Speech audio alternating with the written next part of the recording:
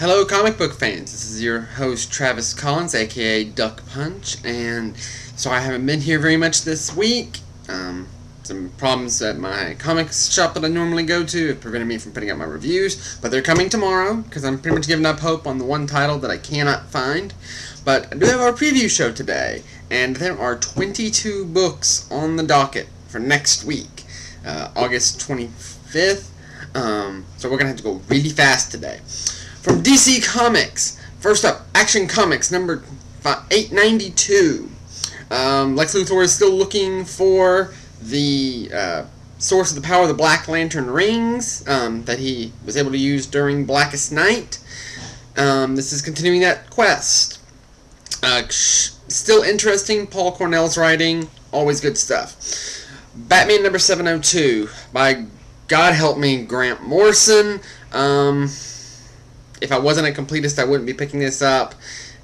I'm not decided if I'm still going to pick this up because I hate Grant Morrison. Sorry, guys. I just can't stand him. Justice League of America number 48.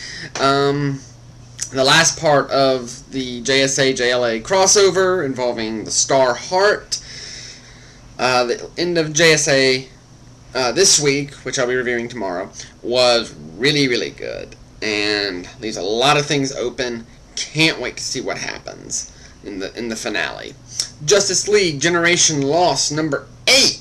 This has been a surprisingly good book. I didn't know really anything about the Justice League International before picking up this book, other than that a lot of people liked it. It's been fun, and the story is really, really good.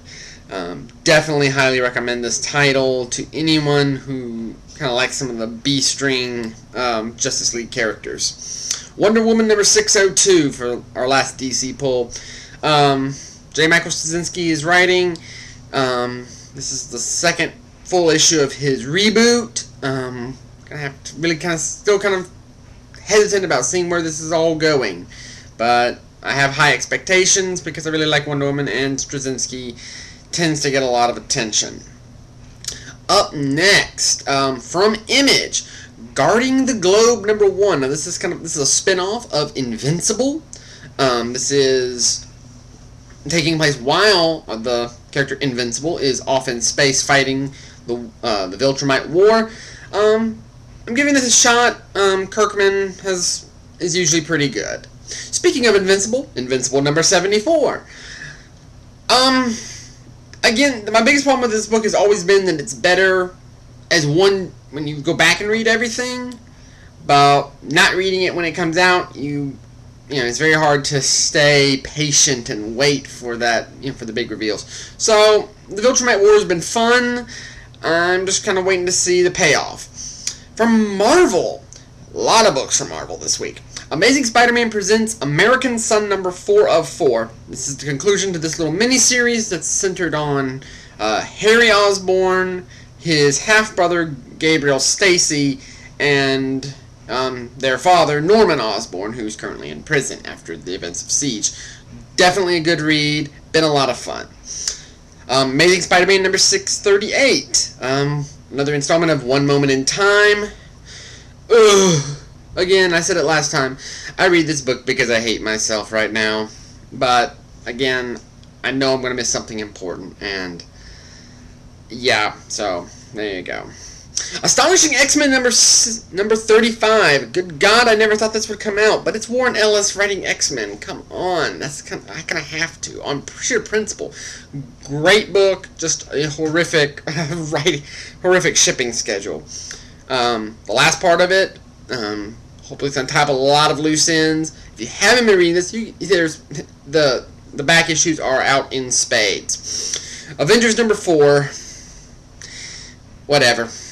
It's Avengers by Bendis. The art's gonna suck. The story's gonna suck. At this point, I'm in for a penny, in for a pound. Moving on to happier things. Black Widow number 5.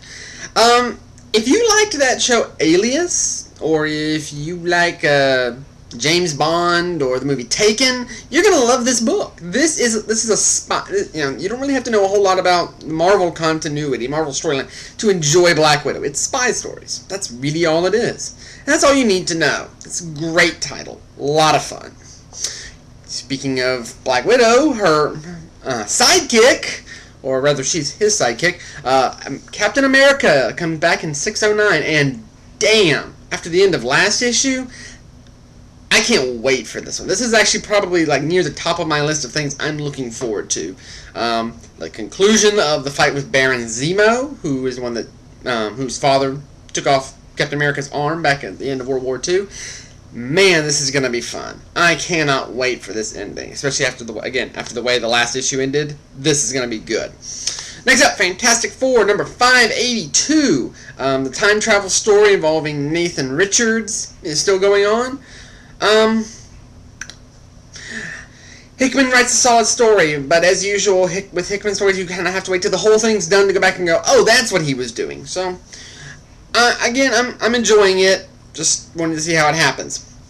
Next up, Prince of Power number 404, spin-off from the Incredible Hercules. I'm sorry. This has been it's been a weird book. I mean, just straight up weird book, but it's quirky and it's fun. So, take what you will. Next up, Secret Warriors number 19. I love this book, but it's been in kind of a slump lately. I'm hoping things pick up in this issue. Especially, I would really like if we actually saw the main team. It would be kind of nice. Next, Shadowland Moon Knight number 1. I'm sorry, can't get it all out. Shadowland Moon Knight number 1. I love Moon Knight, and I was very depressed to find out that the actual Moon Knight title has been put on hiatus, which generally means canceled until further notice. But he's getting a miniseries as part of Shadowland, so I'm not going to complain. Definitely looking forward to this. Moon Knight, like I've said before, if you like Batman, you'll like Moon Knight. Next, Thor number 613. Yes, I love Thor. This feels epic. And the fight between the Desir and Thor and Tyr and Hela is just fun. This is good comics. This is good reading. Next up, X Factor number 208. Wow. The end of last issue has, go ahead and spoiling things a little bit, has Rain Sinclair coming in and finding out that her ex-boyfriend is now shacking up with another dude. So, yeah, I'm definitely interested to see what happens now, especially since Rain's not all that stable at the moment. So, this is going to be good reading. Next, X-Men Forever 2, number 6, and that's not convoluted at all in the numbering. This is a book I get because I need something that I don't have to take seriously at all. This has nothing to do with continuity. This has nothing to do with an ongoing story. This is just fun reading. And if you really get serious about this book, you've missed the point entirely. Last up, X-Men Legacy number 239. This is one of those books it started off really bad, but it's got so much better as time has gone on, especially now that they're focusing on Rogue and specifically Rogue and Magneto, which is a really interesting pairing. Good book, good solid stuff, really enjoy it. So there you go, guys, 21 books, a lot of choices next week. If any of these sounded good to you, please let me know that you would like to hear me talk about them. Thanks a lot, have a good afternoon.